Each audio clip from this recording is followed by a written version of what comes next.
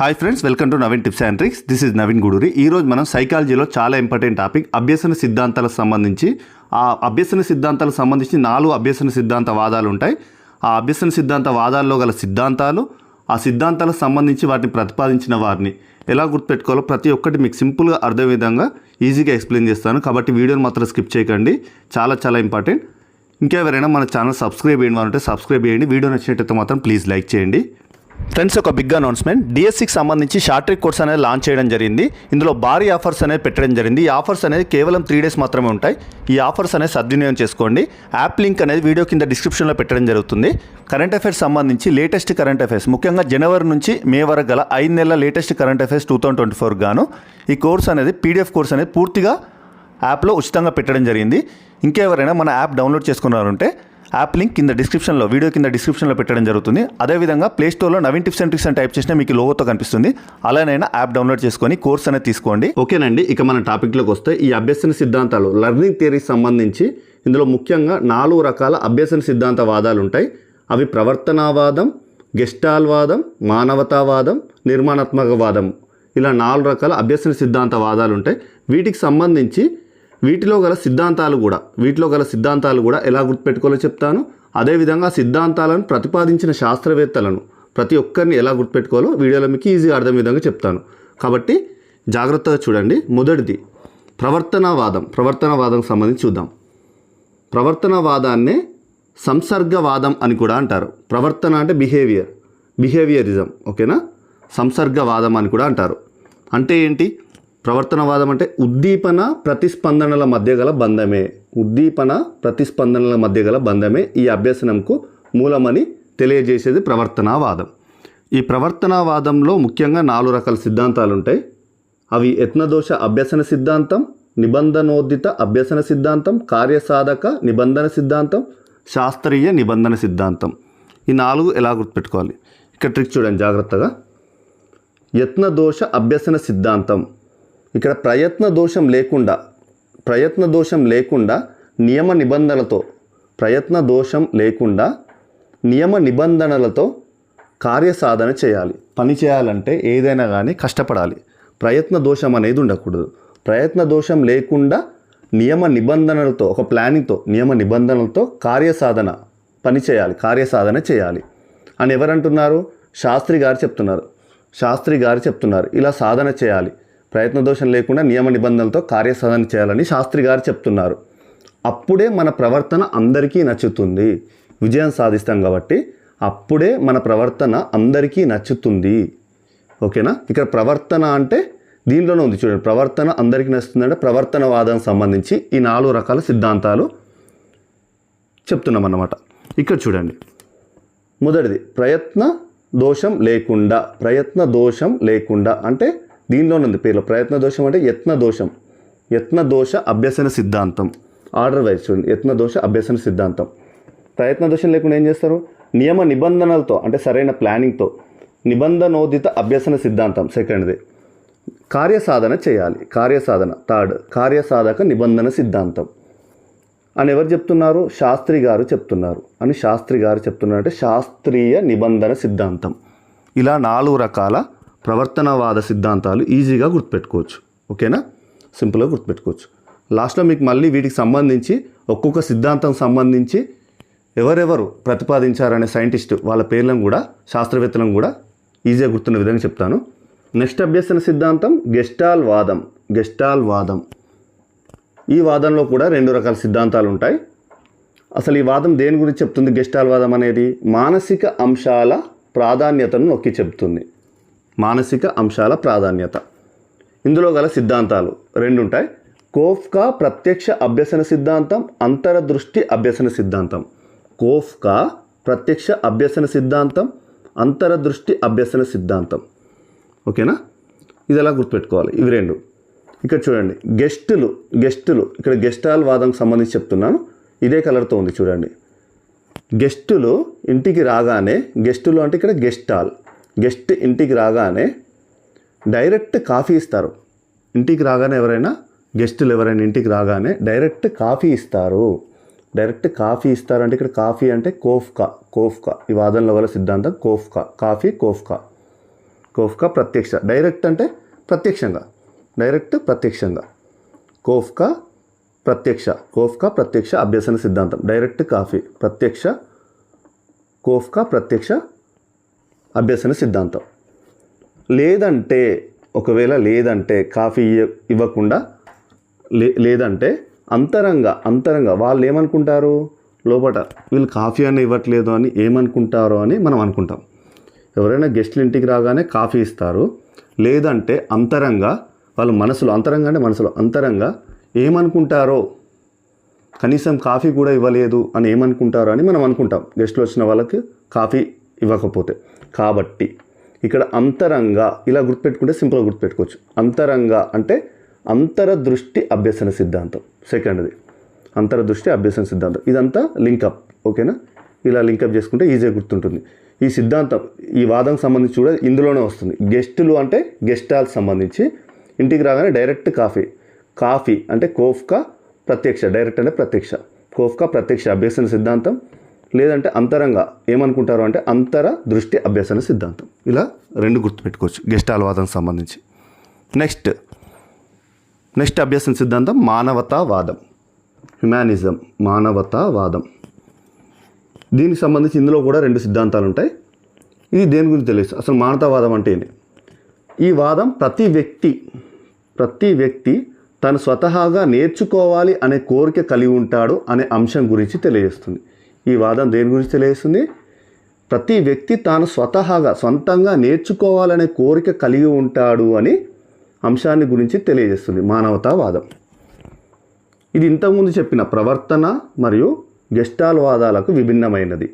Okay, ఇందులో రెండు సిద్ధాంతాలు ఉంటాయి. ఆ రెండు సిద్ధాంతాలు ఏంటి అంటే మాస్లో అవసరాల అనుక్రమణిక సిద్ధాంతం. సెకండ్ది వచ్చేసి అనుభవపూర్వక అభ్యసన సిద్ధాంతం. ఇవి రెండు ఎలా గుర్తుపెట్టుకోవాలి? చాలా సింపుల్గా గుర్తుపెట్టుకోవచ్చు. చూడండి,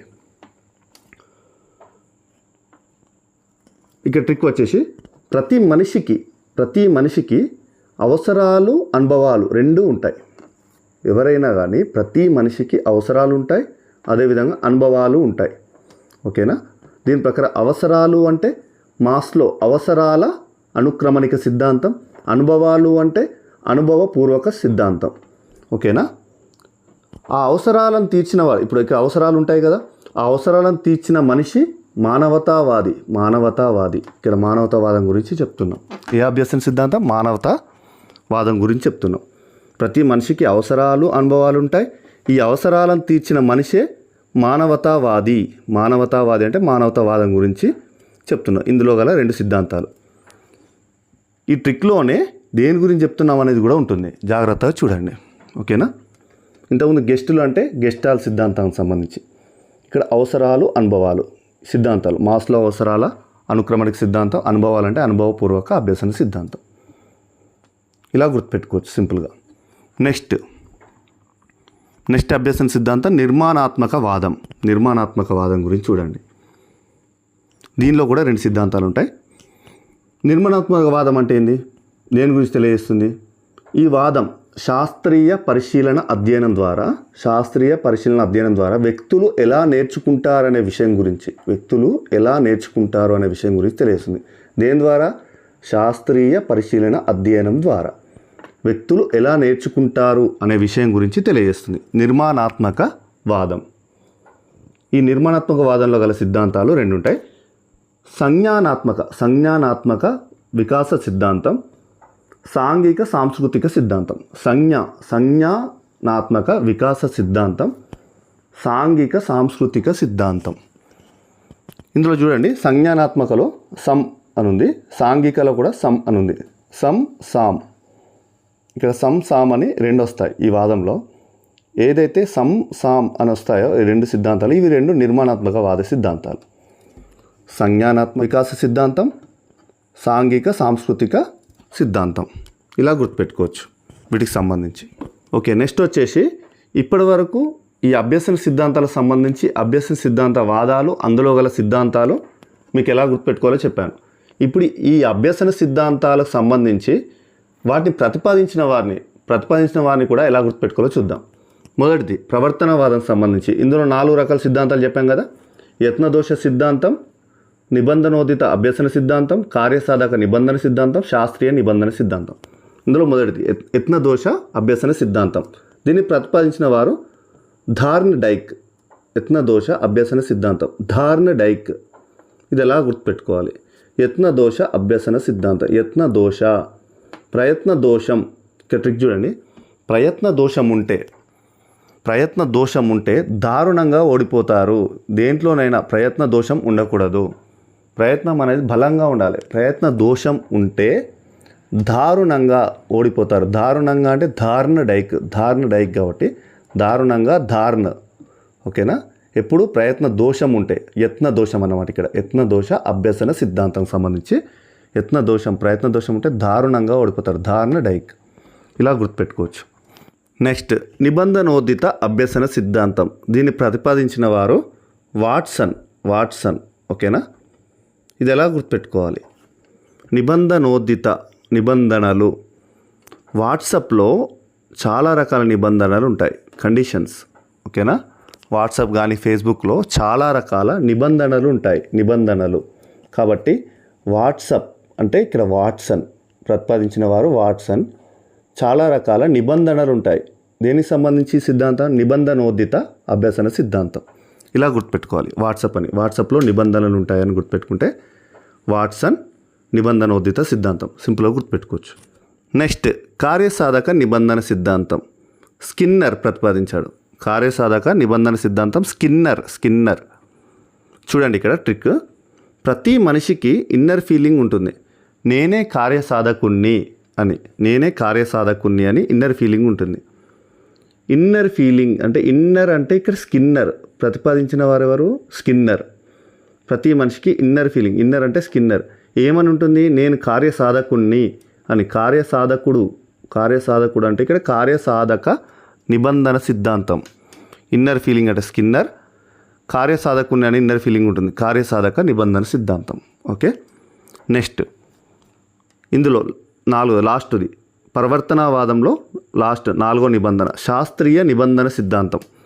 దీన్ని ప్రతిపాదించిన వారు పావ్లోవ్.